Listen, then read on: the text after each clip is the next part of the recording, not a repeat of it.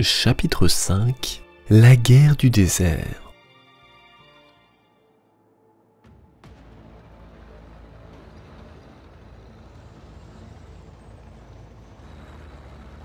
Une fois la zone d'atterrissage sécurisée, l'Imperium commença à patrouiller autour de sa base avancée. Mais où que les hommes allèrent, ils ne rencontrèrent aucun ennemi. Au bout de la deuxième semaine, un aéroport sortit du sable et permit alors l'arrivée du 23e régiment de para-élysiens. Un long processus qui vit atterrir les 180 aéronefs et les 3000 hommes du régiment. Une fois l'ensemble du 10e corps en place, le Lord Marshal de Stahl passa d'une stratégie défensive à une stratégie offensive. La campagne de Taros pouvait alors réellement commencer. L'objectif demeurait la prise de Taros City, la capitale planétaire et son unique spatioport. Puis viendraient les objectifs secondaires consistant à trouver et à tuer le gouverneur planétaire Olis et à purger ce monde de la présence Xeno. La cité, que les locaux nommaient Tarokin, se situait dans l'isthme d'Irakunda, une bande de terre entre les deux principales mers de Taros, un emplacement qui posait problème à De Stahl car la ville n'était accessible que par deux côtés, l'est et l'ouest, dont l'extrémité est était très étroite, de moins de 15 km de large, ce qui représentait un goulot d'étranglement dangereux pour les plus grands régiments. Une force Tau pouvant facilement bloquer cette route et transformer l'assaut en une impasse, et De Stahl ne pensait pas avoir les troupes nécessaires pour une guerre d'usure aussi brutale. Et il décida plutôt de concentrer ses efforts sur l'extrémité ouest de l'isthme, plus large, où la puissance de feu de la garde serait utilisée à bon escient. Une stratégie que ne partagea pas le Lord Haut Commandant Otto Ivan Gustavus, qui craignait que si l'on ne menace pas l'autre extrémité, les Tau auraient alors à loisir de se regrouper et de rendre toute percée encore plus difficile. Après de longues discussions, on arriva à un compromis. On ferait réaliser une deuxième attaque à l'est par le chapitre des Raptors, les blindés Space Marine servant alors de diversion au gros de l'attaque. Une stratégie que désapprouva le capitaine Aurelius. Pour lui, ses frères ne seraient être qu'une simple distraction. Ils étaient les Astartes, les fils de l'empereur. Aurelius proposa plutôt d'inclure son chapitre comme le fer de lance du premier assaut blindé. Outré par le refus du capitaine Space Marine mais peu disposé à risquer le retrait de ses précieux alliés du conflit, Gustavus insista pour que De Stahl révise son plan. Au lieu de réaliser une diversion par l'est avec les Astartes, il confierait cette tâche au 331e régiment de Talarn, fraîchement fondé sous le commandement du colonel Oufa Hamid. Leur progression plus lente devrait leur prendre une trentaine de jours de marche et ressemblerait à une véritable opération afin de donner le change à l'ennemi. L'offensive principale, elle, avancerait sur un front large au nord à travers le désert, puis à l'est dans l'isthme. Plutôt que de concentrer toute sa puissance en un seul combat, il fit le choix de disperser ses troupes en opposition flagrante avec les enseignements de la Tactica Imperialis. Mais il était confiant en son instinct, et jusqu'à présent tous les rapports de renseignement suggéraient une force Tau peu nombreuse. Une large avancée avec les régiments de Talarn côte à côte permettrait une plus grande vitesse de déplacement, et on tabla sur une vitesse moyenne de 20 km par jour. De plus, si les Tau engageaient un secteur en particulier, l'ensemble de l'offensive pourrait alors continuer d'avancer. À ce rythme, il faudrait, selon les calculs, une soixantaine de jours pour atteindre les faubourgs de Tarokin. Son calendrier terminé, De Stahl se tourna vers ses officiers en charge de la logistique, car il faudrait suffisamment de munitions, de nourriture et surtout d'eau, si l'on voulait que ce plan fonctionne. Les réserves actuelles étant de 30 jours, un chiffre que l'on jugea suffisant, le reste continuant à affluer sans entrave depuis l'orbite, et il suivrait alors au fur et à mesure de la progression. Rétrospectivement, certains remirent en question ces choix, car la stratégie de De Stahl vit le 10e corps constitué exclusivement de gardes issus des célèbres pillards du désert de Talarn, de prendre le rôle principal de l'offensive, avec le 17e régiment à l'ouest, le 89e au centre et le 12e régiment blindé sur le flanc droit, alors que le 3e lui resterait en retrait en tant que régiment de réserve. Les autres régiments, issus du 11e corps, seraient eux, une fois débarqués, une réserve stratégique. Si l'offensive ne parvenait pas à atteindre Tarokin, De Stahl se tournerait alors vers eux. Une fois la force principale en approche de l'isthme, elle serait renforcée par l'espèce marine et les titans Warund de la Légion Ignatum qui étaient à ce moment-là en route. Une force qui frapperait alors avec une telle violence qu'elle porterait l'offensive jusqu'aux abords de Tarokkin. Une fois en position autour de celle-ci, le siège débuterait avec l'aide des renforts du 11e corps. Pour les hommes de Talarn, cette campagne serait une longue et dure marche dans le désert, mais ils pourraient compter sous le soutien de l'Aerotica Imperialis et des chars des 2 régiments blindés. Leto pourrait peut-être les ralentir, voire gagner quelques batailles mineures, mais ils vaincraient avec le simple poids du nombre. En 514-998 M41, De Staël ordonna à ses commandants de régiment de se mettre en marche, précédé en cela par un bombardement méticuleux de la zone qui transforma le désert environnant en une cacophonie d'explosions. Un barrage roulant qui dura 30 minutes. Puis les hommes se mirent en mouvement, disposés en ligne côte à côte, les escadrons d'infanterie commencèrent à avancer à un rythme régulier, avec à leur côté ou derrière eux les charlemagnes russes au moteur vromissant et crachant. Une marche qui dura une journée sans rencontrer de résistance, parcourant les 20 km estimés. Certains parmi les plus jeunes se mirent ainsi à rêver que cette campagne ne serait peut-être qu'une promenade de santé. À la nuit tombée, on se mit à creuser une tranchée autour de la formation, et au lendemain, on reprit la marche. Cette fois, sans barrage d'artillerie, afin d'économiser les munitions. On choisit toutefois certaines cibles que l'on pensait être des choix d'embuscade possibles pour l'ennemi que l'on pilonna. Le moral était élevé jusqu'à présent, mais au milieu de la matinée, tout changea. Les taux se portèrent à leur rencontre, alertés par leurs cibleurs et leurs exo-armures style, le cadre de chasse se jetant sur les impériaux. Car, suivant les instructions de chasse Oermir, celui-ci était resté caché dans le désert en attendant l'arrivée des envahisseurs. Durant les 24 premières heures, ils avaient patiemment collecté tout ce qu'ils pouvaient contre eux, l'objectif étant de réaliser le maximum de dégâts dans un minimum de temps, puis de repartir dans le désert. Ce fut donc dans cette optique que la force Tau échangea de nombreux tirs à longue distance sur l'ensemble du front durant la seconde journée, dont le point culminant fut la bataille de la station Tunguska, qui vit le 17e régiment être engagé.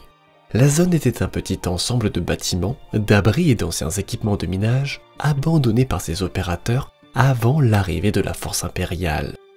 Ce site avait été préalablement pilonné par l'artillerie, l'accablant alors de trous et de cratères, et satisfaits, les hommes avaient ainsi poursuivi leur progression.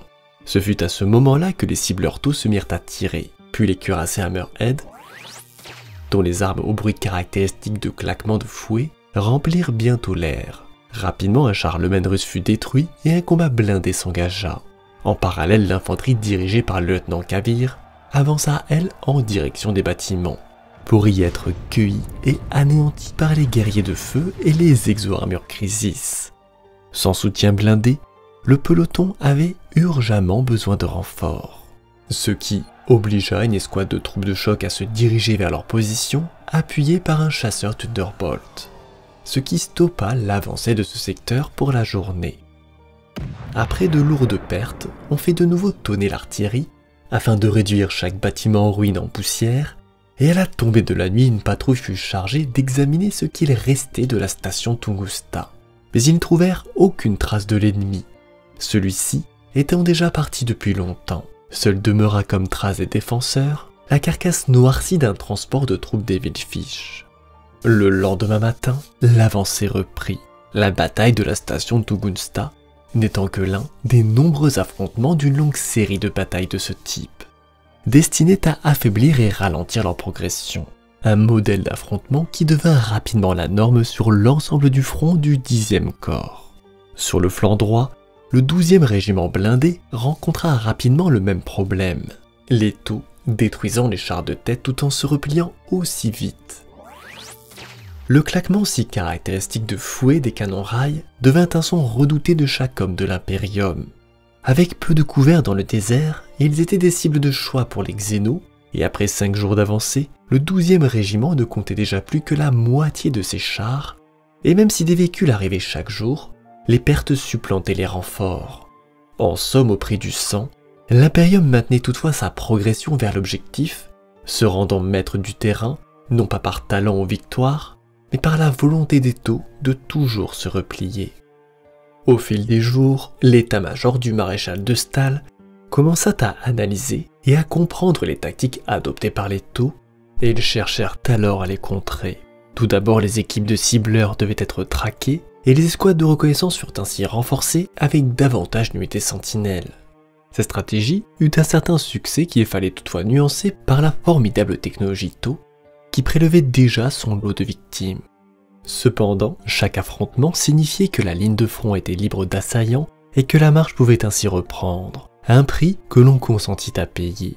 Ensuite, de Staël choisit d'inverser la tendance en imposant lui aussi sa vision à l'ennemi à l'aide de l'Aeronautica Imperialis. Les Thunderbolts et les Lightnings se mirent alors à patrouiller le désert et à engager toute force xéno qu'ils rencontrèrent.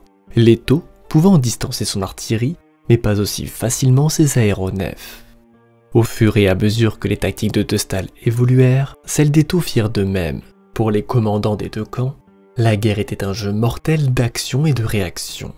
Lorsque les avions impériaux remportèrent les premiers succès et infligèrent de lourdes pertes aux Tau, la réponse des Xénos fut alors d'engager ses propres forces aériennes. Depuis des bases éloignées de l'isthme d'Iracunda, les Barracudas se mirent alors à décoller. Mais là où les aéronefs impériaux peinaient à aller, ceux des Tau surgissaient à des hauteurs improbables, prélevant alors un lourd tribut. Malgré les pertes et l'escalade de la guerre terrestre en une guerre aérienne, la force impériale continua elle à progresser. Après 10 jours, elle avait déjà parcouru 150 km, un léger retard sur le planning initial de 200 que l'on comptait rapidement rattraper. Ainsi se poursuivit la campagne. Au bout de 20 jours, les régiments avaient franchi 300 km, tout en signalant des problèmes avec les lignes de ravitaillement. Les convois n'arrivaient pas à destination et les hommes souffraient désormais du manque d'eau. Lors de cette progression, de Staël donna l'ordre au 17e régiment de prendre les hauteurs de Pyrrha, une zone de haute terre escarpée, en espérant y déborder la majorité des défenseurs et éviter toute contre-attaque ennemie sur son flanc gauche. Durant 7 jours, la progression fut bonne jusqu'au 25e jour de la campagne où le régiment se retrouva au pied d'une montée abrupte et rocheuse. Un terrain inaccessible aux chars de soutien du régiment. Le reste de la traversée se ferait donc à pied. Bien que durant leur périple ils n'avaient vu aucun ennemi, dans l'ombre des crevasses, ceux-ci attendaient leur heure. Les auxiliaires Krutz, des alliés des Tau, les avaient guettés et patiemment guidés jusqu'à cet endroit. Ainsi ils émergèrent affamés et prêts à se battre sur les impériaux. Dans un long cri déchirant, accompagné des aboiements des chiens et des hurlements des Knarloks, les Xénos chargèrent tête baissée sur les hommes en bas. Plusieurs unités se mirent alors à fuir devant tant de fureur, tandis que d'autres combattirent et moururent. En un instant, les pelotons d'avant-garde avaient disparu, mais le général Barim Abbas, chef du régiment, reprit rapidement les choses en main en ordonnant à toute son artillerie d'ouvrir le feu sur l'ennemi. Mortier et canon Earthshaker se mirent alors à tonner, afin de donner le temps aux pelotons engagés de se replier. Face à ce déluge de feu, les Krutz, eux, préférèrent rester à couvert. Ensanglantés et fatigués, les gardes du désert avaient été repoussés, mais les combats pour les hauteurs de Pyrrha ne faisaient que commencer. Au cours des 10 jours suivants, 3 autres tentatives d'assaut furent lancées, tous se soldant par de lourdes pertes. La 4e, dirigée personnellement par le général, fut-elle plus chanceuse et permit de capturer la première ligne de crête. Mais le 17e régiment était toujours dans une impasse, la nature du terrain ne permettant pas l'arrivée de renforts du 3e régiment blindé, et ainsi ces escarmouches stériles se poursuivirent, bloquant le régiment en ce point, alors que le reste de la force progressait elle vers le nord. Avec le 17e impliqué pour la conquête des hauteurs de Pyrrha, de Staël se tourna naturellement vers les 3 autres régiments restants pour mener l'offensive jusqu'à Tarokkin, ordonnant au 3e régiment blindé resté en soutien de se diviser en 3 groupes tactiques. Le A renforcerait le 12e régiment blindé, le B le 89e et le 3e resterait lui en soutien. Ainsi ce fut en 596 998 M41, que le groupe tactique A, soutien du 12e régiment blindé, se retrouva impliqué dans un combat contre les Taux.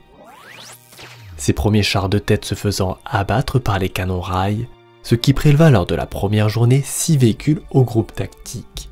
Au bout du 3e jour de poursuite, les tanks furent ainsi en vue de la grande exploitation minière de Guyadamak, de profondes carrières entourées de déblais, lieu de la bataille qui porterait ce nom. Guyadamak était une immense mine à ciel ouvert dont on avait extrait du sol les minéraux au fil des siècles. Un endroit désolé et poussiéreux, abritant plusieurs milliers de mineurs, jusqu'à l'arrivée de la colonne de chars. Un terrain défavorable car la carrière et les bâtiments offraient protection aux défenseurs alors que le désert en comparaison n'en donnait aucune aux attaquants. Le Lord Marshal de Stahl avait suggéré au général Razaziz, chef de cette armée, d'ignorer cette cible et de se concentrer plutôt sur l'objectif principal. Mais Razaziz n'était pas d'accord, car il savait qu'il ne pouvait laisser Otto une base avancée à l'arrière de sa ligne, ce qui la rendrait vulnérable à toute contre-attaque. La prise de la mine ouvrait selon lui la voie vers le nord, ce que le général vétéran de Talarn avait clairement indiqué lors de son briefing avec de Stahl. Ainsi, aux premières lueurs de l'aube, l'artillerie impériale tonna, ravageant Guyadamak pendant que les hommes se mettaient en position. La manœuvre simple consistant à encercler la mine par 2 compagnies de Charlemagne russes à l'est et l'ouest se passa sans encombre. Puis, une fois coupée de tout renfort, l'infanterie à bord de transports Chimère se jeta sur les bâtiments sous le couvert d'un bombardement d'artillerie. À 200 mètres de Guyadamak, les hommes débarquèrent pour foncer vers l'objectif et être cueillis par les Taux, qui décimèrent ses troupes à l'aide de leurs fusils à impulsion, repoussant la première compagnie d'infanterie qui fut contrainte de battre en retraite dans le désordre, en laissant derrière elle une centaine de corps. Son premier assaut venait d'échouer et le général Razaziz ordonna à une nouvelle compagnie de repartir à la charge. Celle-ci réussit, elle, à prendre pied dans les abords de Guyadamak. S'ensuit alors un corps à corps violent, où la compagnie demeura seule à avancer, aucun des 2 camps ne souhaitant engager ses renforts de peur que son adversaire ne prenne l'avantage. Pour les gardes sur place, le conflit s'apparenta à une guerre urbaine et pendant 3 heures la bataille fut livrée à coups de couteau et de grenades, jusqu'à ce que les Taux décidèrent qu'il était temps de se replier et au milieu de l'après-midi, une formation de 4 Orcas entourée d'un escadron de barracudas fonça vers la mine. Impuissant, le général Razaziz ne put que regarder partir les Xénos sous les tirs sporadiques des Hydras. Au total, 63 prisonniers furent capturés, tandis que les pertes impériales s'élevèrent à 322 tués ou blessés, et 11 véhicules détruits. Ce soir-là, 63 corps furent jetés dans une fosse commune et rasés au bulldozer. Après une journée de combat acharné, Guyadamak n'était désormais plus qu'un désert de ruines. 14 jours supplémentaires passèrent sous les tirs quotidiens des Taux, la force impériale continuant implacablement sa progression. Mais eux aussi commencèrent à manquer de chars, de carburant et d'eau à mesure que la ligne de front s'étendait. La garde étouffait lentement en raison de problèmes de logistique qui semblaient bientôt finir par les paralyser. Toutefois, les Taux étaient eux aussi impuissants à empêcher les impériaux de poursuivre leur plan, ceux-ci continuant toujours à se diriger vers Tarokkin. Ainsi, en cet instant, nul ne savait qui gagnerait cette guerre. Fin de ce 5e chapitre de la campagne de Taros, en espérant qu'il vous aura plu. Si vous souhaitez discuter ou partager autour de notre passion commune pour ces univers fictionnels, je vous invite à rejoindre le Discord de la chaîne. Sur ce, bonne soirée à vous. Et si vous souhaitez participer au développement de la chaîne, n'hésitez pas à vous abonner, à commenter et à partager la vidéo. La suite, très bientôt.